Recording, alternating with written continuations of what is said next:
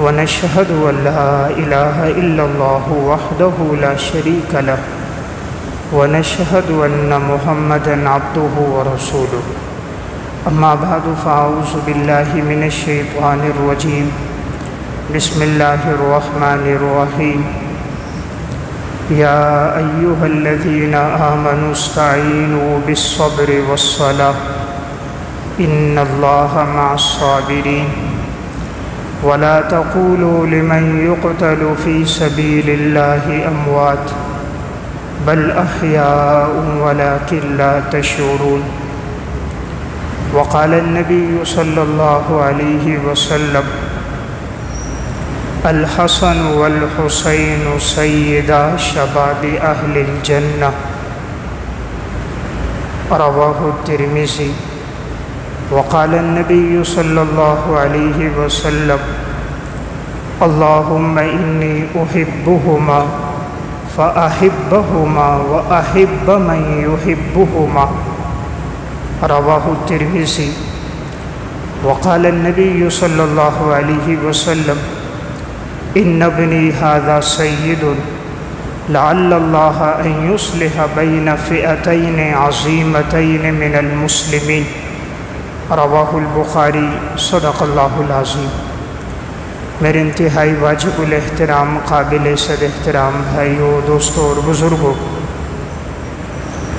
محرم الحرام کا بابرکت مہینہ چل رہا ہے۔ اسلامی سال کا آغاز محرم الحرام کے مہینے سے ہوتا ہے۔ یکم محرم الحرام کو خلیفہ دوم سسر رسول امیر المومنین حضرت عمر رضی اللہ تعالیٰ عنہ کی شہادت کا دن ہے، اور 10 محرم الحرام نواسہ رسول حضرت حسین بن علی رضی اللہ تعالیٰ عنہ کی شہادت کا دن ہے۔ گزشتہ جمعے میں نے حضرت عمر رضی اللہ تعالیٰ عنہ کے حوالے سے ان کی سیرت، فضائل، مناقب اور ان کی زندگی کے زہد و تقویٰ کے واقعات عرض کیے تھے۔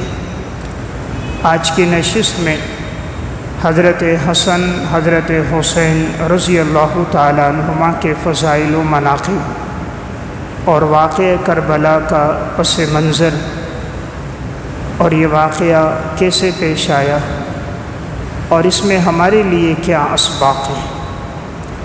حضرت حسن اور حضرت حسین رضی اللہ تعالیٰ عنہما حضرت فاطمہ رضی اللہ تعالیٰ عنہ کے صاحبزادے، نبی اکرم صلی اللہ علیہ وسلم کی بیٹی حضرت فاطمہ رضی اللہ تعالیٰ عنہ کے یہ دونوں بیٹے ہیں، حسن اور حسین، تو یہ رسول اللہ صلی اللہ علیہ وسلم کے نواسے کہلاتے ہیں، اور یہ اہل بیت میں سے ہیں۔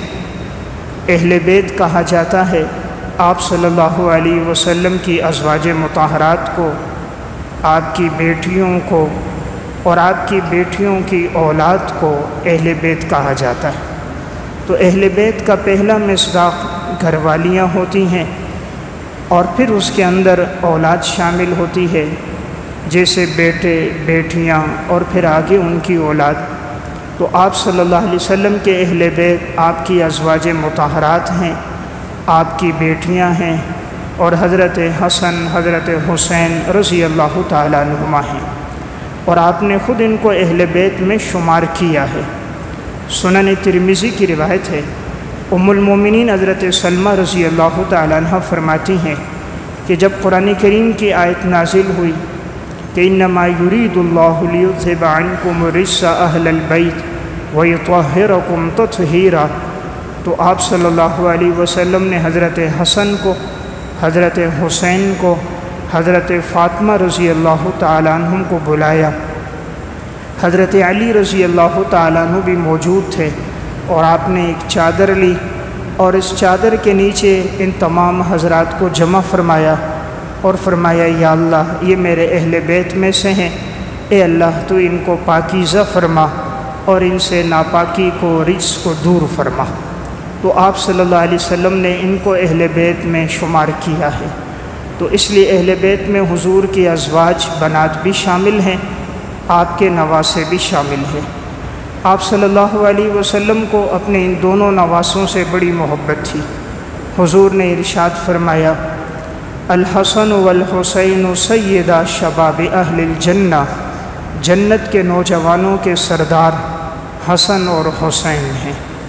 سنن ترمذی اور سنن ابی داؤد کی روایت ہے، رسول اللہ صلی اللہ علیہ وسلم خطبہ دے رہے تھے۔ حضرت حسن اور حسین رضی اللہ تعالیٰ عنہما یہ دونوں مسجد میں آئے۔ اب اس وقت چونکہ بچے تھے تو انہوں نے سرخ دھاری دار لباس پہنا ہوا تھا، تو مسجد میں آتے کبھی گر جاتے، پھر دوڑتے ہوئے آتے، پھر گر جاتے۔ تو آپ صلی اللہ علیہ وسلم نے اپنا خطبہ چھوڑا، آپ گئے، ان دونوں کو اٹھایا اور اپنے سامنے لا کر بٹھایا اور فرمایا کہ اللہ رب العزت نے قرآن کریم میں بالکل سچ فرمایا، انما اموالکم و اولادکم فتنہ، انسان کا مال اور انسان کی اولاد اس کے لیے آزمائش ہے، کہ یہ میری اولاد ہے۔ میں نے دیکھا یہ چلتے تھے گرتے تھے، چلتے تھے گرتے تھے، تو مجھ سے ضبط نہ ہو سکا، تو آپ نے خطبہ چھوڑ کر حسن اور حسین رضی اللہ تعالیٰ عنہما کو لایا اور آپ علیہ السلام نے اپنے سامنے بٹھایا۔ اس سے ان کی فضیلت اور مقام اور مرتبہ معلوم ہوتا ہے۔ سنن ترمذی کی روایت ہے، حضرت اسامہ بن زید رضی اللہ تعالیٰ عنہ فرماتے ہیں، ایک دن میں رات کے وقت آپ صلی اللہ علیہ وسلم کے پاس گیا۔ آپ نے اپنے اوپر چادر ڈالی ہوئی تھی اور آپ نے اپنے دونوں ہاتھوں میں کسی کو اٹھایا ہوا تھا۔ تو میں نے حضور سے پوچھا، یا رسول اللہ آپ نے کس کو اٹھایا؟ آپ علیہ السلام نے چادر ہٹائی تو میں نے دیکھا حضرت حسن تھے اور دوسری طرف حضرت حسین تھے۔ تو آپ صلی اللہ علیہ وسلم نے دعا فرمائی، اللہم انی احبہما فاحبہما واحب من یحبہما، اے اللہ میں ان دونوں سے محبت کرتا ہوں، اے اللہ تو بھی ان سے محبت فرما اور تو ان سے بھی محبت فرما جو ان سے محبت کرے، یعنی جو حسن حسین سے محبت کریں اے اللہ تو ان سے بھی محبت فرما۔ تو رسول اللہ صلی اللہ علیہ وسلم کو حضرات حسنین سے بڑی محبت تھی۔ بسا اوقات آپ نماز پڑھا رہے ہوتے، سجدے میں ہوتے، حضرت حسن حسین میں سے کوئی آپ کے کندھے پہ چڑھ جاتا، آپ صلی اللہ علیہ وسلم اپنا سجدہ طویل فرما دیتے تھے، پھر وہ جب اترتے تو آپ سجدے سے اٹھتے تھے۔ اس سے اندازہ کیا جا سکتا ہے کہ نبی اکرم صلی اللہ علیہ وسلم کو اپنے ان نواسوں سے، بچوں سے بڑی محبت تھی۔ عبداللہ ابن عمر رضی اللہ تعالیٰ عنہ کے پاس ایک شخص آیا، سنن ترمذی کی روایت ہے، عراق کا رہنے والا تھا، پوچھنے لگا کہ حضرت اگر کوئی حالت احرام میں مچھر کو مار دے تو اس پر کتنا دم لازم ہوتا ہے، اسے کتنا فدیہ دینا ہوگا؟ عبداللہ ابن عمر رضی اللہ تعالیٰ عنہ نے کہا، تم عراق والوں نے حضور کے نواسے کو شہید کر دیا، اس کے بارے میں پوچھنے نہیں آتے، اور ایک مچھر کو مارا ہے اس کے خون کے بارے میں پوچھنے آ رہے ہو؟ حالانکہ میں نے خود حضور سے سنا تھا کہ نبی اکرم صلی اللہ علیہ وسلم نے فرمایا تھا کہ حسن اور حسین دونوں میرے لیے اس طرح ہیں جس طرح کہ ایک آدمی کے پھول ہوتے ہیں، تو حسن حسین جنت کے پھولوں میں سے، یعنی تم نے ان پھولوں کو شہید کیا، وہ نہیں پوچھتے، اور تم ایک مچھر کے بارے میں آ کر سوال کر رہے ہو۔ اس سے اندازہ کیا جاتا ہے کہ صحابہ اکرام کو بھی حضرات حسنین سے بڑی محبت تھی۔ صحیح بخاری کی روایت ہے، حضرت ابو بکر صدیق رضی اللہ تعالیٰ عنہ مسجد سے باہر آئے، حضرت حسن رضی اللہ تعالیٰ عنہ کھیل رہے تھے، حضرت ابو بکر صدیق رضی اللہ تعالیٰ عنہ نے اٹھایا اور انہیں اپنے کندھے پر بٹھایا اور مسکراتے ہوئے فرمایا، حسن تم آپ صلی اللہ علیہ وسلم کے مشابہ ہو۔ حضرت علی ساتھ تھے، فرمایا علی کے مشابہ نہیں ہو، تم حضور کے مشابہ ہو۔ حضرت ابو بکر صدیق فرما رہے تھے اور حضرت علی دیکھ کر آپ کو مسکرا رہے تھے۔ تو گویا حضرات شیخین کو بھی بڑی محبت تھی رسول اللہ صلی اللہ علیہ وسلم کے نواسوں سے۔ سنن ترمذی کی روایت ہے، آپ صلی اللہ علیہ وسلم نے ایک دفعہ حضرت حسن کو اپنے کندھے پر اٹھایا ہوا تھا، آپ راستے میں جا رہے تھے، اتنے میں کسی نے کہا، حضرت حسن کو خطاب کر کے، بچے تھے، فرمایا آج تو بڑی بہترین سواری ہے، یعنی حضور نے تمہیں اٹھایا ہے تو بڑی بہترین سواری ہے۔ آپ صلی اللہ علیہ وسلم نے فرمایا سوار بھی بڑا بہترین ہے، سواری بہترین ہے یعنی میں، اور سوار بھی بڑا بہترین ہے یعنی حسن۔ تو رسول اللہ صلی اللہ علیہ وسلم کو دونوں سے بڑی محبت تھی۔ تو میں عرض کر رہا تھا حضرات حسنین کے بڑے فضائل ہیں۔ سنن ترمذی کی روایت ہے، حضرت ام سلمہ رضی اللہ تعالیٰ عنہ فرماتی ہیں کہ میں نے خواب میں دیکھا رسول اللہ صلی اللہ علیہ وسلم مجھے خواب میں آئے، آپ کے بال مبارک اور کپڑے پورا گندہ تھے، آپ غمگین اور پریشان تھے۔ میں نے پوچھا یا رسول اللہ کیا ہوا؟ کہا ان لوگوں نے ابھی میرے بیٹے کو یعنی حضرت حسین کو شہید کر دیا۔ تو یہ اس وقت کا واقعہ ہے جس دن حضرت حسین رضی اللہ تعالیٰ عنہ شہید ہوئے تھے کربلا میں۔ تو حضرت ام سلمہ رضی اللہ تعالیٰ عنہ نے خواب میں نبی اکرم صلی اللہ علیہ وسلم کو دیکھا تھا۔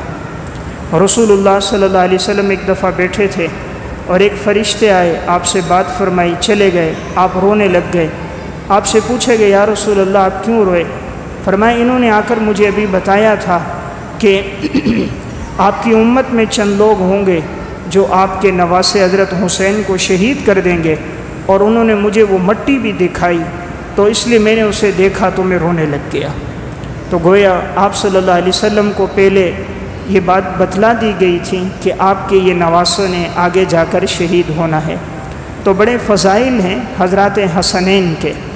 مسند احمد کی روایت ہے، آپ صلی اللہ علیہ وسلم سفر میں جاتے ہیں تو پہلے حضرت فاطمہ کے ہاں جاتے، سفر سے واپس آتے تو حضرت فاطمہ کے ہاں پہلے واپس آتے۔ ایک دفعہ آپ آئے، حضرت فاطمہ کے دروازے پہ ایک پردہ لٹک رہا تھا، تو وہ ریشم کا تھا، انہیں معلوم نہیں تھا کہ اس کی ممانعت ہے۔ تو اسی طرح حضرت حسن حسین کے ہاتھوں میں ایک کڑے سے تھے لیکن وہ چاندی کے تھے۔ آپ صلی اللہ علیہ وسلم نے دیکھا تو آپ گھر میں داخل نہیں ہوئے، واپس ہو گئے۔ حضرت فاطمہ رضی اللہ تعالیٰ عنہ مزاج شناس تھی، فوراً سمجھ گئیں کہ شاید حضور اس لیے واپس ہوئے کہ پردہ لٹک رہا تھا اور ان کے ہاتھ میں کنگن تھے، ورنہ حضور تو جب دیکھتے ہیں حسنین کو اٹھاتے ہیں، چومتے ہیں۔ انہوں نے فوراً کنگن لیے اور اس کو توڑ دیے، پردہ اتارا اور اس کو پھاڑ دیا اور آپ صلی اللہ علیہ وسلم کی طرف بھیج دیا۔ اب وہ ٹوٹے ہوئے کنگن تھے، وہ حسنین کے ہاتھوں میں تھے، وہ بھی دوڑتے ہوئے حضور کے پاس گئے تو رو رہے تھے۔ آپ صلی اللہ علیہ وسلم نے حضرت ثوبان سے فرمایا کہ جاؤ حضرت فاطمہ کے لیے ایک اور ہار لے کر آؤ چمڑے کا، اور پھر کہا ان کے لیے بھی وہ لے کر آؤ کنگن لیکن ہاتھی کے دانتوں کے بنے ہوئے ہوں۔ پھر آپ نے فرمایا میں نہیں چاہتا کہ میری اولاد کہ یہ زندگی عیش و عشرت کے اندر خواہشات میں گزارے۔ آپ کا مقصد تھا ان کی زندگی دنیا سے بے رغبتی میں گزرے، آخرت کے ساتھ تعلق میں گزرے، کہ اس طرح کا پردہ لٹکانا اور کنگن ہاتھوں میں ہونا یہ چونکہ اہل بیت کے مقام اور ان کے مرتبے کے مناسب نہیں تھا، اس لیے آپ نے پسند نہیں فرمایا۔ تو میں عرض کر رہا تھا اللہ تعالیٰ نے ان حضرات کو بڑا مقام دیا۔ حضرات صحابہ کو بھی ان سے بڑی محبت تھی۔ حضرت عمر رضی اللہ تعالیٰ عنہ الاصابہ فی تمیز صحابہ میں واقع ہے، حضرت عمر حضرت امیر معاویہ رضی اللہ تعالیٰ عنہ کے ساتھ کچھ بات کر رہے تھے۔ عبداللہ ابن عمر دروازے پر تھے تو کچھ بات طویل ہوئی، مشورہ، عبداللہ ابن عمر واپس آنے لگے۔ حضرت حسین بھی دروازے پہ تھے، وہ بھی واپس ہو گئے کہ شاید حضرت عمر کوئی مشورہ خاص کر رہے ہیں۔ بعد میں حضرت عمر رضی اللہ تعالیٰ عنہ کے حضرت حسین سے ملاقات ہوئی، فرمایا بھئی تم کیوں واپس چلے گئے؟ فرمایا جب آپ کے بیٹے عبداللہ بن عمر چلے گئے تو میں بھی چلا گیا۔ حضرت عمر رضی اللہ تعالیٰ عنہ نے فرمایا کہ مجھے جو تم سے محبت اور تعلق ہے وہ اپنے بیٹے سے کئی گنا زیادہ ہے۔ اگر تم آتے تو تم آ کر مجھ سے اجازت لیتے، تم اندر آ جاتے، یعنی تمہیں یوں واپس جانا نہیں چاہیے تھا۔ اور اس موقع پر حضرت عمر نے فرمایا کہ ہمارے بالوں میں یہ جو سفیدی آ گئی اور ہمارے بال اسلام میں سفید ہو گئے، یہ تو تمہارے اور تمہارے خاندان کی وجہ سے ہے۔ یعنی حضور کے توفیل اللہ نے ہمیں ایمان کی دولت عطا فرمائی، تو تمہارے تو بڑے احسانات ہیں مجھ پہ۔ گویا آپ صلی اللہ علیہ وسلم کے جانے کے بعد حضرات صحابہ کو بھی ان سے بڑی عقیدت تھی۔ سیر و اعلام النبلاء میں واقع ہے، حضرت عمر رضی اللہ تعالیٰ عنہ کے دور میں مال غنیمت آیا، مال غنیمت میں کپڑے آئے، سب تقسیم ہو گئے۔ اتفاق سے حضرت حسن حسین کے قد چھوٹے تھے، اس وقت بچے تھے، تو کوئی ایسا کپڑا نہیں تھا جو ان کے جسم پہ پورا آئے، تو ان کو نہ مل سکا۔ حضرت عمر رضی اللہ تعالیٰ عنہ کی ان بچوں سے ملاقات ہوئی راستے میں، کہا بھی تمہیں کپڑے نہیں ملے؟ کہا نہیں ملے۔ حضرت عمر نے فوراً یمن کے گورنر کو خط لکھا، جتنا جلدی ہو ان دونوں کے لیے لباس بنا کر جلدی سے بھیجو۔ انہوں نے فوراً وہاں سے لباس بنا کر بھیجے، اور جب وہ حضرت حسن حسین کو پہنائے گئے تو حضرت عمر رضی اللہ تعالیٰ عنہ کو بڑی خوشی ہوئی۔ تو واقعہ سنانے کا مقصد ان صحابہ کا اور اہل بیت کا آپس میں بڑا تعلق تھا، آپس میں بڑی محبت تھی، ایک دوسرے کا بڑا لحاظ تھا۔ سیر و اعلام النبلاء میں امام ذہبی رحمہ اللہ لکھتے ہیں، حضرت ابو ہریرہ رضی اللہ تعالیٰ عنہ اور حضرت حسین رضی اللہ تعالیٰ عنہ ایک جنازے میں شریک تھے۔ چلتے چلتے ان کے پاؤں پہ گرد و غبار لگ گیا۔ حضرت ابو ہریرہ رضی اللہ تعالیٰ عنہ نے اپنا کپڑا رومال لیا اور حضرت حسین کے پاؤں کو جھاڑنے لگ گئے، پاؤں سے گرد و غبار کو دور کرنے لگے۔ حالانکہ حضرت ابو ہریرہ کی عمر حضرت حسین سے زیادہ ہے، لیکن اہل بیت کے لوگوں کے ساتھ ایسی محبت اور تعلق تھی حضرات صحابہ اکرام کی۔ تو میں عرض کر رہا تھا، اللہ تعالیٰ نے حضرت حسن حسین کو ایک مقام عطا فرمایا۔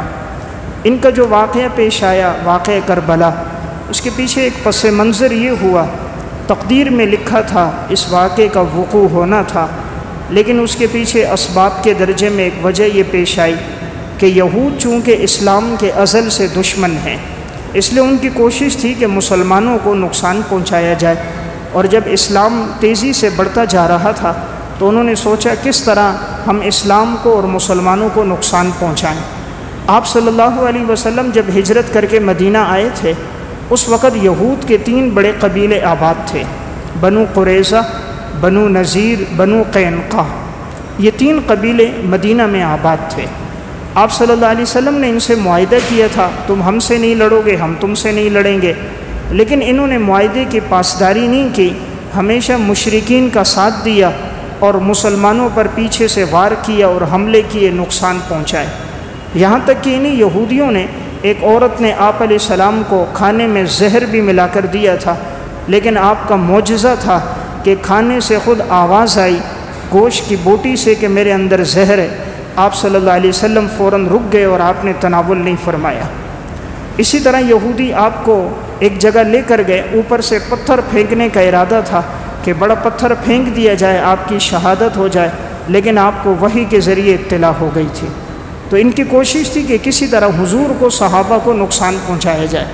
آپ صلی اللہ علیہ وسلم نے ان یہودیوں کو مدینہ سے نکال کر خیبر میں آباد کر دیا، اور آپ نے ایک جملہ فرمایا تھا، اخرج الیہود من جزیرۃ العرب، ان یہودیوں کو جزیرہ عرب سے بھی باہر نکالنا۔ حضرت عمر رضی اللہ تعالیٰ عنہ کا جب دور خلافت آیا، انہوں نے یہودیوں کو جزیرہ عرب سے باہر نکال دیا۔ اب یہودیوں میں ایک شخص تھا عبداللہ بن سبا، اسے بڑی اسلام سے دشمنی تھی، مسلمانوں سے بھی، کہ بھئی یہ مذہب بڑھتا جا رہا ہے۔ حضرت عمر کے دور میں تو وہ اٹھا نہیں، اس لیے کہ حضرت عمر کا مزاج سخت تھا، کوئی فتنہ سامنے آتا وہ فوراً ہی اس کو دبا دیتے، اور اگر وہ باز نہ آتا تو قتل کر دیتے، جیل میں ڈال دیتے۔ اس لیے ان کے مزاج کی شدت کی وجہ سے اس 10 سالہ دور میں کوئی فتنے سامنے نہیں آئے، اور اسلام 22 لاکھ مربع میل پر پھیل گیا۔ حضرت عمر کے جانے کے بعد حضرت عثمان رضی اللہ تعالیٰ عنہ جب خلیفہ بنے، فتوحات بڑھتی گئیں، 35,36,000 مربع کلومیٹر پر اسلام پھیل چکا تھا۔ اب ان یہودیوں نے دیکھا، خصوصاً عبداللہ بن سبا نے، کہ اسلام تو بڑھتا جا رہا ہے، ہماری یہودیت مٹتی جا رہی ہے۔ انہوں نے سوچا مسلمانوں کو آپس میں لڑایا جائے۔ تو اس شخص نے دیکھا حضرت عثمان رضی اللہ تعالیٰ عنہ مزاج کے نرم تھے، تو یہ سب سے پہلے مصر گیا۔ مصر کے لوگوں میں جو نئے نئے مسلمان ہوتے ان میں جا کر بات کرتا۔ ہر نبی کا ایک نائب ہوتا ہے، اس کے جانے کے بعد وہ خلیفہ ہوتا ہے۔ حضور کے نائب حضرت علی ہیں، آپ کے جانے کے بعد خلافت حضرت علی کو ملنی چاہیے تھی، اس لیے کہ وہ حضور کے چچا زاد بھی ہیں، بچوں میں سب سے پہلے اسلام لے کر آئے، ان کے ساتھ حضور کا قریبی تعلق ہے۔ تو اس طرح اس نے چند لوگوں کا ذہن بنانا یوں شروع کر دیا۔ اب ایک کے پاس دوسرے کے پاس جاتا۔ حضرت عثمان رضی اللہ تعالیٰ عنہ کو خبر ملی، انہوں نے کہا اس کو شام سے ملک بدر کرو۔ وہاں سے نکالا گیا، مصر گیا، مصر سے عراق گیا، مختلف جگہوں میں جاتا اور یہ لوگوں کی ذہن سازی کرتا، یہاں تک کہ اس نے ایک جماعت بنا دی۔ اور پھر یہ آیا ذی الحجہ کے مہینے میں سن 35 ہجری میں مدینہ، اور حضرت عثمان رضی اللہ تعالیٰ عنہ سے مطالبہ کیے کہ آپ خلافت چھوڑ دو۔ حضرت عثمان نے فرمایا میں نہیں چھوڑ سکتا، اس لیے کہ آپ صلی اللہ علیہ وسلم نے فرمایا تھا کہ اللہ آپ کو خلافت کی قمیص پہنائے گا، اور آپ نے اس کو نہیں چھوڑا اور آپ نے وہ قمیص نہیں اتارنی، تو حضرت عثمان نے خلافت نہیں چھوڑی۔ تو بڑی بے دردی کے ساتھ تقریباً 40 دن آپ کو بھوکا پیاسا رکھ کر پھر حضرت عثمان رضی اللہ تعالیٰ عنہ کی شہادت ہو گئی۔ حضرت عثمان کی شہادت کے بعد واقعہ جمل پیش آیا، جنگ صفین ہوئی۔ ان دونوں جنگوں کے اندر بھی یہی سبائی ٹولہ تھا، اور اس کی منشا یہ تھی کہ مسلمانوں میں آپس میں انتشار اور افتراق ہو اور وہ ایک جگہ جمع نہ ہو۔ یہاں تک کہ ان دونوں جنگوں کے ختم ہونے کے بعد حضرت علی رضی اللہ تعالیٰ عنہ کی جب شہادت ہوئی ہے 21 رمضان المبارک سن 40 ہجری میں، تو عبد الرحمن بن ملجم ایک خارجی تھا، اس نے یہ پلاننگ کی کہ میں حضرت علی رضی اللہ تعالیٰ عنہ کو شہید کروں گا۔ 3 خارجیوں نے منصوبہ بنایا تھا، ایک نے کہا میں حضرت امیر معاویہ کو، ایک نے کہا میں عمرو بن عاص کو، تاکہ یہ اسلام کے 3 جو بڑے صحابہ ہیں یہ ایک دن میں مارے گئے تو اسلام اور مسلمان کمزور ہو جائیں گے۔ تو اب یہ لوگ سب نے پلاننگ کی فجر کی نماز میں حملہ کرنے کا۔ حضرت علی رضی اللہ تعالیٰ عنہ جب نکلے تو یہ پیچھے چھپا تھا دروازے کے پیچھے۔ عبد الرحمن بن ملجم کے ہاتھ میں زہر آلود نیزہ اور تلوار تھی، اس نے حضرت علی رضی اللہ تعالیٰ عنہ پر اندھیرے میں پیچھے سے وار کر کے حملہ کیا۔ حضرت علی زخمی ہو گئے اور انہی زخموں میں حضرت علی کی شہادت ہو گئی۔ حضرت امیر معاویہ رضی اللہ تعالیٰ عنہ اس دن نماز کے لیے آئے، لیکن آپ کے ساتھ محافظ ہوتے تھے تو آپ محفوظ رہے اور ان کا وار آپ پہ نہ چل سکا۔ اور عمرو بن عاص رضی اللہ تعالیٰ عنہ اتفاق سے اس دن کسی عذر کی وجہ سے نماز میں نہ آ سکے تو وہ بھی محفوظ ہو گئے۔ حضرت علی کی جب شہادت ہو رہی تھی، انہوں نے اپنے بیٹے حضرت حسن رضی اللہ تعالیٰ عنہ کو اپنا نائب بنایا، تو حضرت حسن کی خلافت آئی۔ 6 مہینے تک حضرت حسن رضی اللہ تعالیٰ عنہ خلیفہ رہے۔ اس کے بعد انہوں نے حضرت امیر معاویہ رضی اللہ تعالیٰ عنہ کے ہاتھ پر بیعت کر لی، اور آپ صلی اللہ علیہ وسلم کی وہ پیشن گوئی پوری ہو گئی، ان ابنی ھذا سید لعل اللہ ان یصلح بین فئتین عظیمتین من المسلمین، میرا یہ بیٹا سردار ہے اور اللہ تعالیٰ اس کے ذریعے سے 2 مسلمان جماعتوں کے درمیان میں صلح کروائے گا۔ تو حضور نے دونوں جماعتوں کو مسلمان جماعت کہا، حضرت امیر معاویہ کی جماعت کو بھی، حضرت علی رضی اللہ تعالیٰ عنہ کی جماعت کو بھی۔ تو صلح ہو گئی۔ صلح کے بعد حضرت امیر معاویہ رضی اللہ تعالیٰ عنہ 19 سال تک خلیفہ رہے، اور آپ کی خلافت سن 41 سے شروع ہو کر سن 60 ہجری تک رہی، اور پھر اتنی فتوحات بڑھی ہیں کہ حضرت امیر معاویہ کے دور میں 66 لاکھ مربع میل پر اسلام پھیل گیا، آدھی سے زیادہ دنیا فتح ہو گئی۔ اب اسلام تیزی سے پھیلتا جا رہا تھا۔ جب حضرت امیر معاویہ کے انتقال کا وقت قریب آیا، انہوں نے سوچا کہ میرے بعد خلیفہ کون ہو تاکہ امت میں دوبارہ انتشار نہ ہو جیسے پہلے انتشار تھا۔ تو انہوں نے بعض صحابہ اکرام اور بعض اہل رائے سے مشورہ لیا، تو حضرت مغیرہ بن شعبہ رضی اللہ تعالیٰ عنہ نے رائے دی کہ آپ اپنے بیٹے یزید کو خلیفہ بنا دیں۔ اس وقت تک یزید میں کوئی بات خلاف شرع نہیں تھی، یزید میں اس وقت کوئی بات ایسی نہیں تھی جو دین کے منافی ہو، یعنی اس کے کوئی گناہ یا کوئی منفی چیزیں نہیں تھی، بظاہر اس میں بالکل ٹھیک تھا، صوم و صلات کو ادا کرنے والا تھا، کوئی بات خلاف شرع سامنے نہیں تھی۔ دونوں نے ایک نیک نیتی کے ساتھ مشورہ دیا تاکہ دوبارہ فتنہ سامنے نہ ہو جائے، امت میں انتشار سامنے نہ آئے۔ حضرت امیر معاویہ نے بھی اس لیے بنایا تھا کہیں ایسا نہ ہو کوئی اور خلیفہ بنے اور لوگ اس کے ہاتھ پر بیعت نہ کریں، تو جیسے پہلے انتشار تھا بعد میں نہ انتشار ہو جائے۔ تو حضرت معاویہ بھی خلیفہ بناتے وقت یہی بات سامنے تھی کہ بنو امیہ کے لوگ اور شام کے لوگ کسی اور کی بیعت پہ راضی نہیں ہوں گے، اس لیے کہ وہ بہت بڑی جماعت ہے اہل شام کے لوگ، تو انہوں نے اپنے بیٹے کو خلیفہ بنا دیا۔ اب یہاں افضل لوگ موجود تھے، افضل صحابہ اکرام بھی تھے، لیکن افضل کی موجودگی میں مفضول کو خلیفہ بنانا اس لیے کہ تاکہ امت میں انتشار نہ ہو، لڑائی جھگڑا اور فساد نہ ہو، تو اس کے نظیر شریعت میں موجود ہے۔ حضرت معاویہ نے جب پہلا خطبہ دیا تھا تب بھی یہ بات فرمائی تھی کہ میں نے صرف اس لیے بنایا کہ اس سے امت میں انتشار نہ ہو، تو ان کا مقصد معاذ اللہ کوئی اور نہیں تھا۔ لیکن جس وقت یزید کی خلافت آئی سن 60 ہجری 22 رجب کو حضرت امیر معاویہ رضی اللہ تعالیٰ عنہ کا انتقال ہو گیا۔ اب یزید نے اپنے تمام گورنروں کو لکھا کہ تم زبردستی سب سے میرے لیے بیعت لو، جو بیعت نہ کرے تو اس پر سختی کرو۔ اس وقت کوفہ کے اندر جو گورنر تھے وہ نعمان بن بشیر رضی اللہ تعالیٰ عنہ تھے، بصرہ میں گورنر عبید اللہ بن زیاد تھے، اور مدینہ میں گورنر ولید بن عتبہ تھے۔ تو اس نے سب کو لکھا کہ تم بیعت لو۔ اب لوگ بیعت کر رہے تھے، لیکن مدینہ میں جو کبار صحابہ تھے ان میں بڑے صحابہ عبداللہ بن عباس، عبداللہ بن عمر، عبداللہ بن زبیر، حضرت حسین رضی اللہ تعالیٰ عنہم، ان حضرات نے ابتدا میں بیعت نہیں کی۔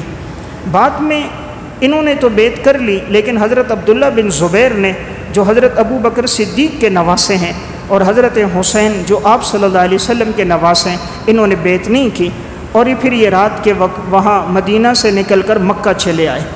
مکہ جب یہ پہنچ گئے یزید کو ادھر پتہ چلا کہ انہوں نے بیعت نہیں کی، تو یزید نے وہاں سختی سے پیغام دیا کہ ان سے زبردستی بیعت لو۔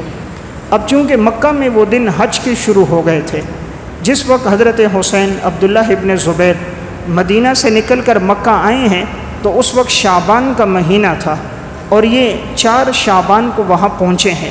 تو اب آگے رمضان کا مہینہ آ گیا، اور اس کے فوراً بعد شوال سے حجاج کے قافلے آنا شروع ہو گئے، اس لیے اس وقت تو اس نے کوئی حکم نہیں دیا۔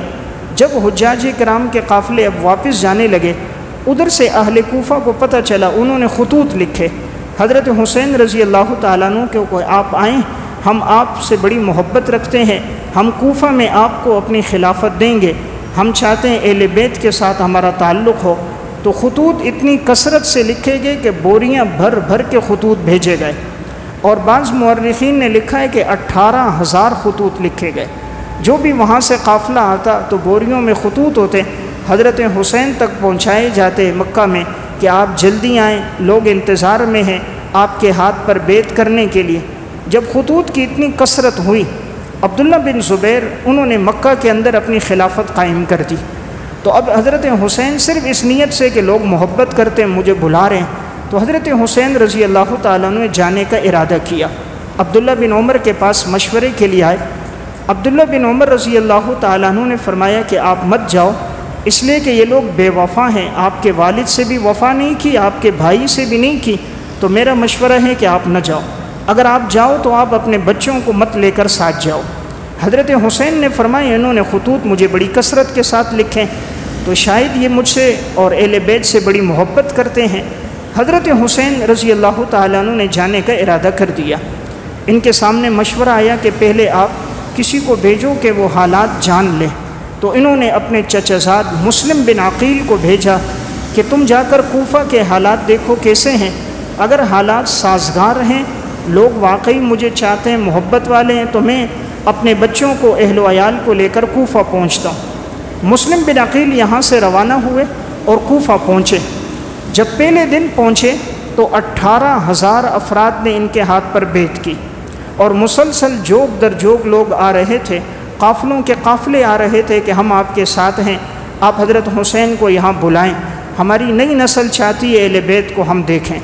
حضرت مسلم بن عقیل نے دیکھا کہ حالات اچھے ہیں، لوگوں کی محبت ہے، لوگ اتنی کثرت سے آ رہے، انہوں نے یہاں سے خط لکھ دیا کہ حضرت آپ آئیے، حالات ٹھیک ہیں۔ اب یہ خط حضرت حسین کو جیسے پہنچا، اس دور میں ٹیلی فون کا نظام تو تھا نہیں کہ لمحے لمحے کی خبر آئے، قاصد لے کر خط پہنچا، حضرت حسین اپنے گھر والوں، اپنے بچوں، چچا زاد کو لے کر نکلے، تو ان میں تقریباً 72 آدمی اہل بیت کے تھے۔ کل قافلہ بعض مورخین نے لکھا ہے 140 افراد پر مشتمل تھا، اور جن میں آگے جو شہید ہوئے ہیں وہ 72 لوگ ہیں جو بنو ہاشم میں سے تھے، اس خاندان کے جو شہید ہوئے۔ اب یہ چونکہ لڑنے کی نیت سے گئے نہیں، لڑنے کی نیت ہوتی تو اپنے بچوں کو، دودھ پیتے بچوں کو ساتھ لے کر نہ جاتے، یہ تو صرف اس نیت سے کہ ان لوگوں نے خطوط لکھے اور بلایا ہے۔ حضرت حسین ساتھ خطوط بھی لے کر نکلے۔ اب یہ قافلہ مکہ سے روانہ ہو رہا ہے، کوفہ کی طرف جا رہا ہے۔ 8 ذی الحجہ کو سن 60 ہجری میں یہ قافلہ یہاں سے نکل گیا۔ مسلم بن عقیل جب وہاں پہنچ گئے، اس وقت گورنر تھے نعمان بن بشیر رضی اللہ تعالیٰ عنہ، وہ صحابی تھے، وہ نرم مزاج کے تھے۔ انہوں نے مسلم بن عقیل کو کچھ نہ کہا، جو ان کے ہاتھ پر بیعت کر رہا تھا انہوں نے کوئی بات نہیں کی۔ یزید کو پتہ چل گیا اس طرح ان کے ہاتھ پر بیعت ہو رہی ہے، تو یزید بدبخت نے فوراً ان کو ہٹایا اور ان کی جگہ گورنر عبید اللہ بن زیاد کو بنا دیا۔ عبید اللہ بن زیاد ایک عام آدمی ہے، فاسق فاجر آدمی ہے، اس کو گورنر بنا کر کہا کہ تم سختی کرو اور جو بھی ان کے ہاتھ پر بیعت کرے ان کو تلوار کے ساتھ سیدھا کرو، اور کسی کو مسلم بن عقیل کے ہاتھ پر بیعت نہ کرنے دو، اور اپنی طاقت ان پہ ظاہر کرو۔ عبید اللہ بن زیاد گھوڑے پر آیا، اس نے اپنا منہ باندھا ہوا تھا، یہ جیسے ہی کوفہ میں داخل ہوا کہا اب میں گورنر ہوں، اور اپنا پیغام بتا دیا کہ میرے پاس یہ پیغام موجود ہے، اور اس نے کہا جس نے ان کے ہاتھ پر بیعت کی میں اسے قتل کروں گا۔ تو عبید اللہ بن زیاد کی ایک دھمکی سے جو کوفہ کے لوگ جنہوں نے اتنے خطوط لکھ کر بلایا تھا سب کے سب بے وفا تھے، سارے پیچھے ہٹنا شروع ہو گئے۔ اگلے دن دیکھا 18,000 کے اندر 6,000 رہ گئے، اس کے بعد 2,000 رہ گئے، تیسرا دن آیا تو صرف 5 سے 6 آدمی رہ گئے، باقی سب نے ساتھ چھوڑ دیا۔ اب جن کے ہاں حضرت مسلم بن عقیل ٹھہرے تھے وہ ہانی بن عروہ ان کے ہاں ٹھہرے ہوئے تھے، تو اس بدبخت نے عبید اللہ نے ہانی بن عروہ سے کہا ان کو میرے حوالے کرو، نہیں تو میں تمہیں بھی قتل کروں گا، ان کو بھی۔ پھر اس نے ایک لشکر لے کر حملہ کیا اور حضرت مسلم بن عقیل کو انہوں نے بہت زخمی کر دیا۔ مسلم بن عقیل نے دیکھا جب حالات ٹھیک نہیں ہیں، انہوں نے فوراً ہی قاصد ایک روانہ کیا اور خط لکھ دیا کہ حضرت حالات ٹھیک نہیں ہیں، آپ مت آؤ۔ اب پہلا خط تو حضرت حسین کو پہنچا تھا، اس وقت حالات ٹھیک تھے، وہ نکل گئے۔ دوسرا انہوں نے پیغام بعد میں دیے کہ آپ مت آؤ، قافلہ نکل کر راستے میں پہنچ گیا۔ اب اس بدبخت نے حضرت مسلم بن عقیل کو شہید کیا اور بڑی بے دردی کے ساتھ شہید کیا گیا۔ وہ اس طرح کہ یہ زخمی حالت میں رات گلیوں میں دوڑ رہے تھے، پناہ کی جگہ کوئی نہیں تھی۔ مسلم بن عقیل کی تو ایک خاتون نے پناہ دی اور پانی پلایا، زخموں کی مرہم پٹی کی، تو اس کا جو بیٹا تھا وہ محمد بن اشعث کے ساتھ اس کا تعلق تھا، وہ عبید اللہ بن زیاد کا خاص آدمی تھا۔ اس نے عبید اللہ کو جا کر کہا جو تمہیں مطلوب ہے آدمی وہ تو ہمارے گھر میں، مجھے کتنا انعام دو گے؟ اس نے کہا اتنا انعام ملے گا۔ تو اس بدبخت نے وہ زخمی حالت میں مسلم بن عقیل ان کے حوالے کیا گیا اور اس طرح انہیں شہید کر کے ان کی لاش اوپر سے انہوں نے نیچے پھینک دی۔ اب مسلم بن عقیل جو اہل بیت میں سے تھے وہ شہید ہو گئے۔ راستے میں حضرت حسین جب قافلے کے ساتھ آ رہے ہیں، اب ان کو خبر پہنچی کہ مسلم بن عقیل کی تو شہادت ہو گئی۔ اب انہوں نے مشورہ لیا، ان کے ساتھ حضرت حسین کے ساتھ ان کے بھائی بھی تھے، حضرت علی رضی اللہ تعالیٰ عنہ کے صاحبزادے، ان میں عباس تھے، محمد تھے، ابو بکر تھے، عمر تھے، عثمان تھے، جعفر تھے، حضرت حسن کے بیٹے تھے، خود حضرت حسین کے بیٹے تھے، علی اکبر تھے، علی اصغر تھے، اور مسلم بن عقیل کے بیٹے تھے، حضرت جعفر کے بیٹے تھے۔ تو یہ 72 آدمیوں کا قافلہ تو اہل بیت کا قافلہ تھا۔ حضرت حسین نے مشورہ لیا کہ تمہاری کیا رائے ہے، ہم یہاں سے اب واپس جائیں اس لیے کہ حالات ٹھیک نہیں ہیں، یا ہم آگے جائیں؟ حضرت مسلم بن عقیل کے بیٹوں نے کہا کہ حضرت واپس نہیں جائیں گے، ہم اپنے والد کا بدلہ لیں گے۔ حضرت حسین رضی اللہ تعالیٰ عنہ قافلہ لے کر گئے۔ مختصر یہ کہ قافلہ جب اس مقام پہ پہنچا جس جگہ کا نام کربلا ہے، تو وہاں پر عبید اللہ بن زیاد نے پہلے لشکر دیا، حر بن یزید کو 1000 افراد کا لشکر لے کر وہ آیا، اور پیچھے سے عمر بن سعد، اس کے بعد 4000 افراد کا لشکر لے کر ہی آیا۔ ہر قسم کے ہتھیار ان کے پاس موجود ہیں۔ اہل بیت کے تو 72 آدمی ہیں، جن میں بچے بھی ہیں، بچیاں بھی ہیں، عورتیں بھی ہیں، اور وہ لڑنے کے ارادے سے تو آئے نہیں، انہوں نے خطوط لکھ کر خود بلایا تھا۔ حضرت حسین جب وہاں پر پہنچے اور یہ سامنے اتنا بڑا لشکر جو لڑنے کے لیے بالکل تیار، عبید اللہ بن زیاد بدبخت نے حکم دیا تھا کہ ان کو اندر داخل نہیں ہونے دینا، اور جب تک یہ میرے ہاتھ پر بیعت نہ کریں۔ تو پھر حضرت حسین رضی اللہ تعالیٰ عنہ سے مطالبہ کیا گیا آپ ان کے ہاتھ پر بیعت کریں عبید اللہ کے۔ حضرت حسین رضی اللہ تعالیٰ عنہ نے فرمایا تھا میں اس فاسق کے ہاتھ پر بیعت نہیں کر سکتا۔ وہ نواسے رسول میں سے تھے، ان کا مقام مرتبہ بہت بلند تھا، کیا مجال تھی ابن مرجانہ کی جو یہ کہتا کہ میرے ہاتھ پر حضرت حسین بیعت کریں۔ حضرت حسین نے فرمایا میں شہید ہو جاؤں گا، اس فاسق آدمی کے ہاتھ پر بیعت نہیں کروں گا۔ حضرت حسین نے اس موقع پر 3 باتیں سامنے رکھیں جو اہل سنت کتب روافظ دونوں میں۔ پہلی بات تھی یا تو مجھے واپس جانے دو، میں جہاں سے آیا میں وہیں واپس چلا جاتا ہوں مدینہ، یا نمبر 2 مجھے سرحد پہ جانے دو کہ میں دشمنوں کے ساتھ لڑوں، کفار سے لڑوں، یا نمبر 3 مجھے یزید کے پاس جانے دو، میں اپنا معاملہ خود اس کے ساتھ رکھوں گا، میں تم سے لڑنا نہیں چاہتا۔ پھر حضرت حسین نے وہ بوریاں کھولیں اور سارے خطوط نکالے اور ایک ایک خط لے کر پڑھتے تھے، فلاں سردار نے لکھا، فلاں نے خط لکھا، فلاں نے لکھا، کہا تم لوگوں نے خطوط لکھ کر مجھے خود بلایا اور اب ظالموں تم لوگ لڑنے کے لیے سامنے آ گئے ہو۔ اب ان کوفیوں نے دیکھا کہ اتنے سارے خطوط ہیں حضرت حسین کے پاس، اگر یہ خطوط عبید اللہ بن زیاد کو پتہ چل گئے یا یہ خطوط یزید تک پہنچے وہ تو ہمیں نہیں چھوڑے گا کہ تم نے خطوط لکھ کر بلایا۔ تو انہوں نے چاہا کسی طرح خطوط بھی ضائع ہو جائیں اور حضرت حسین اور ان کو بھی شہید کر دیے جائیں تاکہ ہمارے یہ ثبوت وہاں نہ پہنچے۔ حضرت حسین نے پھر آخری خطبہ دیا، محرم الحرام کا مہینہ شروع ہو گیا، عبید اللہ بن زیاد ظالم نے کہا ان کا پانی بند کر دو۔ اب جہاں سے پانی لیتے تھے وہاں پر انہوں نے لشکر مقرر کر دیا، کوئی پانی لے کر آتا مٹکے میں، تیر مارتے تو مٹکا ٹوٹ جاتا، پانی گر جاتا، تو قافلے تک پانی نہیں پہنچتا تھا۔ اس طرح 3 دن ایسے گزرے ہیں کہ بالکل پانی نہیں پہنچا۔ بعض تاریخی روایات میں 10 دن کا تذکرہ ہے، اکثر مورخین نے 3 دن کا ذکر کیا ہے کہ 3 دن تک انہوں نے پانی پہ قبضہ رکھا اور پانی نہیں چھوڑا۔ پھر حضرت حسین کا وہ آخری خطبہ تھا جو انہوں نے دیے، جو البدایہ میں اور بہار الانوار دونوں میں ہے۔ حضرت حسین نے فرمایا کہ تم لوگ میرے بارے میں جانتے ہو میں آپ صلی اللہ علیہ وسلم کا نواسا ہوں، میرے بارے میں حضور نے فرمایا تھا الحسن والحسین سیدا شباب اہل الجنہ، جنت کے نوجوانوں کے سردار حسن اور حسین ہیں۔ تم نے سنا ہے حضور نے فرمایا تھا میرے جنت کے 2 یہ پھول حسن اور حسین ہیں۔ آپ نے کہا تمہیں معلوم ہے کہ میں حضرت فاطمہ کا بیٹا ہوں، تو تم نے میرے ساتھ حضور کی نسبت کا بھی لحاظ نہیں رکھا۔ آج اگر عیسائیوں کو پتہ چلتا ہے کہ عیسیٰ علیہ السلام کی سواری ایک گدھا ہے، وہ اس کی بھی رعایت رکھتے اور تم نے ہماری رعایت نہیں رکھی۔ حضرت حسین نے خطبہ دے کر چاہا کہ یہ لوگ بات سمجھ جائیں، لیکن ان کے حق میں بدبختی لکھی ہوئی تھی، کوئی بھی اس سے باز نہ آیا۔ اب انہوں نے تیر اندازی شروع کر دی۔ 7 محرم صبح سے تیر اندازی شروع ہوئی، کہاں 4000 کا لشکر، کہاں حر بن یزید کا 1000، کہاں اہل بیت کے 72 آدمی، جن میں عورتیں اور بچے بھی۔ آخر کیسے مقابلہ ہو؟ لیکن پھر بھی اللہ نے ایمان کی ایسی طاقت رکھی تھی۔ یہ نکلے ہیں، حضرت عباس کے ہاتھ میں جھنڈا تھا، حضرت عباس پانی لے کر آتے تھے، یہ تیر مارتے گر جاتا، پھر بھی پانی پہنچاتے تھے۔ حضرت حسین کی بہن تھی حضرت ام کلثوم اور حضرت زینب، وہ پریشان ہو گئیں، غمگین ہو گئیں۔ حضرت حسین نے ان کو تسلی دی تھی بہار الانوار میں کہ اگر میں شہید ہو گیا، یہ بچے تم نے رونا نہیں ہے، سینہ کوبی نہیں کرنا، تم نے اپنے سینوں کو پیٹنا نہیں ہے، تم نے صبر کرنا ہے، اور یہی میرے نانا کی تعلیمات ہیں۔ جب انہوں نے تیر اندازی شروع کی، حضرت حسین کے بیٹے تھے محمد قاسم، چھوٹے تھے، پانی کی طلب ہوئی، 3 دن سے نہ ماں نے پانی پیا نہ بچوں نے پانی پیا، تو وہ بچہ تڑپ رہا تھا۔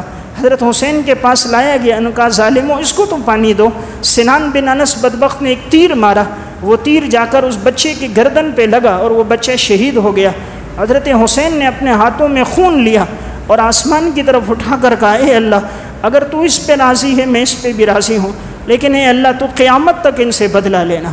انہوں نے ہمیں بلایا اور اتنی تکلیف میں ڈالا، مولا کریم قیامت تک تو ان سے بدلہ لے لینا۔ حضرت حسین کی پھر یہ بد دعا تھی۔ حضرت حسین اب مقابلے کے لیے دونوں ہاتھوں میں تلوار لے کر اٹھے۔ حضرت عباس حضرت حسین کے بھائی ہیں، فرمائے جب تک ہماری جان میں جان ہے آپ آگے نہیں آئے۔ حضرت حسین کے سگے بھائی حضرت عباس جن کے ہاتھ میں جھنڈا تھا، حضرت جعفر، محمد، ابو بکر، عمر، عثمان، یہ سارے آگے بڑھ کے لڑتے رہے، یہاں تک کہ یہ سب کے سب شہید ہو گئے۔ پھر حضرت حسن کے بیٹے تھے وہ شہید ہو گئے۔ حضرت حسین کے اپنے بیٹے تھے، علی اکبر تھے، علی اصغر تھے، ان کی شہادت ہو گئی۔ مسلم بن عقیل کے بیٹے تھے، وہ شہید ہو گئے۔ یعنی اہل بیت کے 72 آدمیوں کا خون یہاں گر چکا ہے، اور یہ سب لاشیں حضرت حسین رضی اللہ تعالیٰ عنہ کے سامنے۔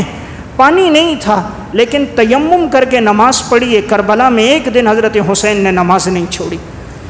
یہ آنے والی امت کو درس دینا تھا کہ تم جس نواز رسول کا نام لیتے ہو، انہوں نے تو کربلا میں بھی نماز نہیں چھوڑی، ہر نماز آپ نے وہاں جماعت کے ساتھ ادا کی ہے۔ جب حضرت حسین کی حالت زیادہ زخمی حالت میں ہو گئے، اپنے یہاں گھر والوں کے پاس آئے تو وہ خیموں کے اندر تھے۔ بعض بدبختوں نے خیموں کو آگ لگا دی، خیموں میں جو خواتین تھے، بچے تھے، وہ جھلسنے کی وجہ سے وہ باہر نکلنے لگے، تکلیف کی حالت میں تھے۔ حضرت زینب بھی پریشان ہو گئیں، حضرت حسین نے تسلی دی کہ آپ پریشان نہ ہو، زندگی رہی تو ٹھیک ورنہ حوض کوثر پہ ملاقات ہوگی۔ پھر حضرت حسین کے ہاتھ میں تلوار تھی، دونوں ہاتھوں میں لے کے لڑیں۔ ایک آدمی نے چند دنوں سے کھایا بھی نہ ہو، پانی بھی نہ پیا ہو، 70 لاشیں سامنے گر گئی ہوں، اپنے ہاتھوں میں اپنے بیٹوں کا خون ہو، اپنی نظروں کے سامنے بھائیوں کی گرتی لاشیں ہوں، اپنے سامنے بھتیجوں کی لاشیں ہوں، اور اپنی بیٹیاں اپنی بہنیں سامنے خیمے میں پڑی بے سر و سامانی کی حالت میں ہوں، لیکن کیا ایمان تھا حضرت حسین کا۔ فرمایا میں اس فاسق کے ہاتھ پر بیعت نہیں کر سکتا، اس عبید اللہ بن زیاد کے ہاتھ پر میں بیعت نہیں کروں گا۔ حضرت حسین لڑتے رہے، آخر زخمی حالت میں تھے، یہ ذل جوشن بدبخت آگے بڑھا، سنان بن انس پیچھے سے انہوں نے وار کر دیا، حضرت حسین کے بائیں ہاتھ پہ لگا، بایاں ہاتھ کٹ گیا۔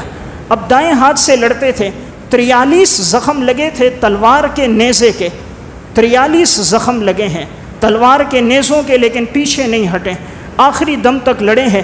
پھر آخر میں سنان بن انس نے پیچھے سے ایک تیر مارا، حضرت حسین کے گردن میں لگا، آپ نیچے جھکے ہیں، سجدے کی حالت میں گئے ہیں، اس بدبخت نے تلوار کا وار کیا اور حضرت حسین رضی اللہ تعالیٰ عنہ کا سر اقدس ہلک ہو گیا۔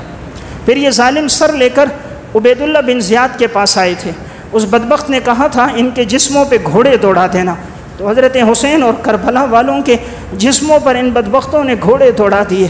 یہ اسلام جو پھیلا ہے یہ خون سے پھیلا ہے، اسلام کے درخت کو جو آبیاری ہوئی ہے یہ خون کے ساتھ آبیاری ہوئی ہے۔ پھر اللہ نے اس درخت کو اتنا ثمرآور بنایا، جب حضرت حسین کا سر مبارک عبید اللہ بن زیاد کے پاس لایا گیا، اس بدبخت کے ہاتھ میں چھڑی تھی اور یہ حضرت حسین کے ہونٹوں پہ چھڑی مارنے لگا۔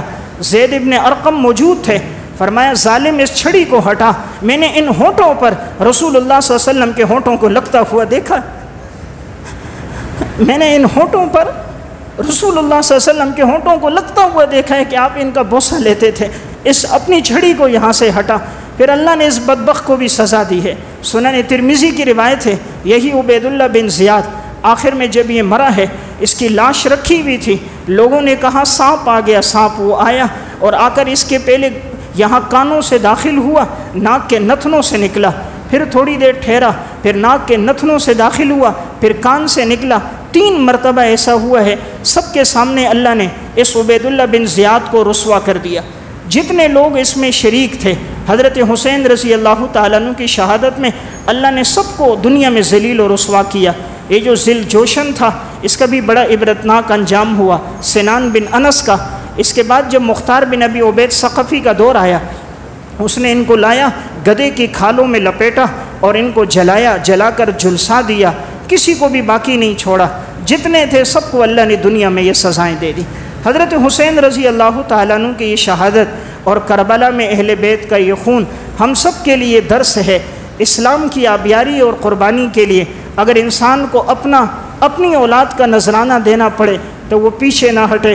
امت میں اس سے مقدس خون کوئی نہیں تھا، لیکن وہ بھی اسلام کے لیے بہا ہے، اور ایک دن میں نہیں، 1-2 آدمیوں کا نہیں، 72 آدمیوں کا یہ خون بہا ہے۔